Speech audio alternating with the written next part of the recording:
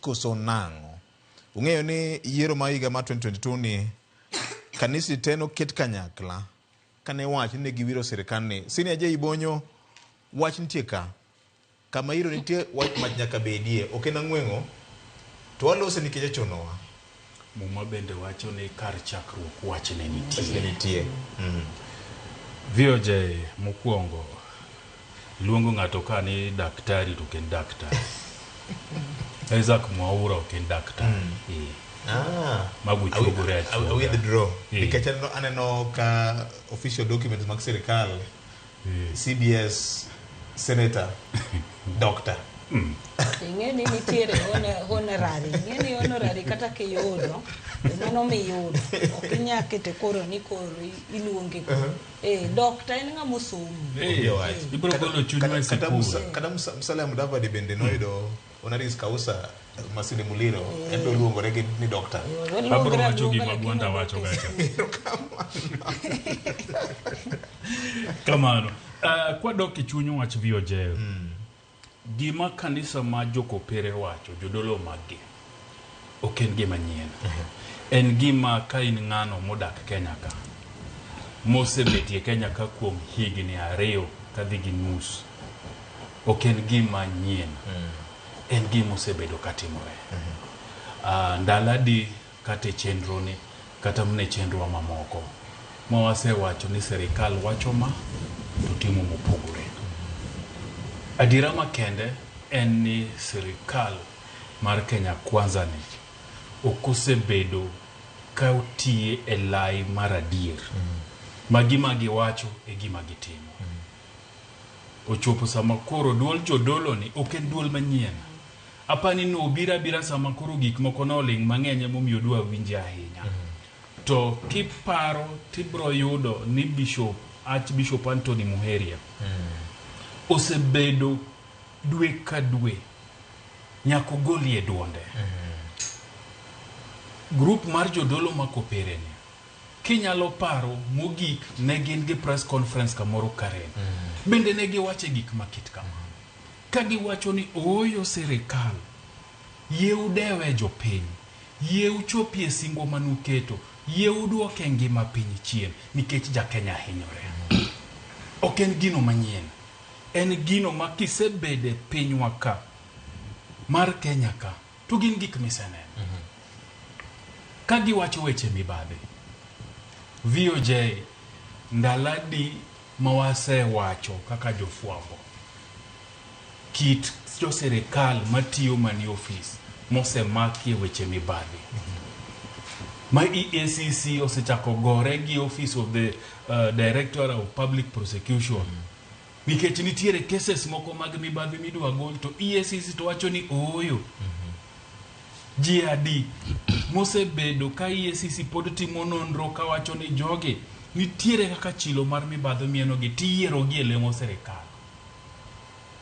Emomiyo an kanya winjo ka jodolo loso tunakomna ni jodolo medo duondgi e gino ma jo Kenya neno. Nikech kata kiwacho weche mag chif GAD report adi mwayudo pile pile. Bagni ng'eny kabisa chif no. Ni gini ok ti kako winjore nikech en chenro maber. Kokete no ti maber en chenro maber. Lakini podo koti kaka dwarore. Achiel ibro winjo ka ng'ato koni anto nadhi to konya. To kuom ng'ato achiel mawacho ni no ber no tiyo kode ni nitiere ji 15 ji 20 makoni oyo. Ok dhi maber. Ok dhi maber. Emomiyo an VOJ okapogra gi jodolo. Awacho ni nitiere gigo mang'eny ma serikand ni pogo chopo kare. To gin singo mane giketo ma japiny ne nigeno kodgi to pok gitimo. Mar ariyo donge weche gi jatend piny kane campaign itimo kono wacho nyaka kanisa makopere ka Catholic ne poko ban weche mag siasa e altar. VOJ wasega wacho ni nitiere kaka duond kanisa norem chung gi japiny ndalo cha. Okay. Nikech kanisa ni emano tiye godo mang'eny kiwiro godo japiny mo. Nikech japiny ong'e ni gimo wache mbele kanisa ng'eny ne en gadiera. to ng'eny ne en wach mikoni ng'ato wuok nikech ing'eni tek riambe mbele Nyasaye. Koro komi pulpit tidhi wache gik miwacho godo japiny koni mata diera ng'ani ok nyal wuondo ji mbele kanisa. Ema kela wachna mar ariyo ni neno ka duond jodolo gi osewuok. To jodolo mamoko bende matin tin iwinjo ka wacho ni adiera jo bishop ema kopere gi wacho adiera kata wan jo kanisa bende waneno. Duol nyose chako wuok. Ni neno ka Professor Abraham Kithure Kindiki kanye ni Kirinyaga. Yes. Nyogolo pesa die kanisa ko wacho ni sadaka. Milion 7. Arambe unyogolo pesa di nyarawena. 800. Nyugo arambe. Nok sadaka. Tineno ka Kindiki ni Kirinyaga ka APCA to wacho no ore gi sadaka mar milion 5. To medo gi mare mar milion 2. Tineno ka jatend piny ni Soweto to wacho no golo milion 5 mar gera ng'owa. Ne father out. Mana a span of less than 4 hours nyegi golo milion 12. To kidok chien tiparo ni ndalo mani chako tim campaign kanisa achiel ni mani gole milionde modhuro mar wuondo wang' japiny.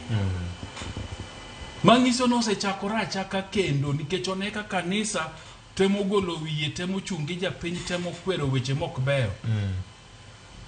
Dhano siep chunye. Pesa mero nyal kanisa. Giwang'ieri neno. Chakora chaka kendo.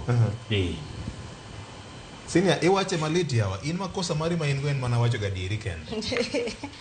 To kora riambo na ng'ota ja Kristo.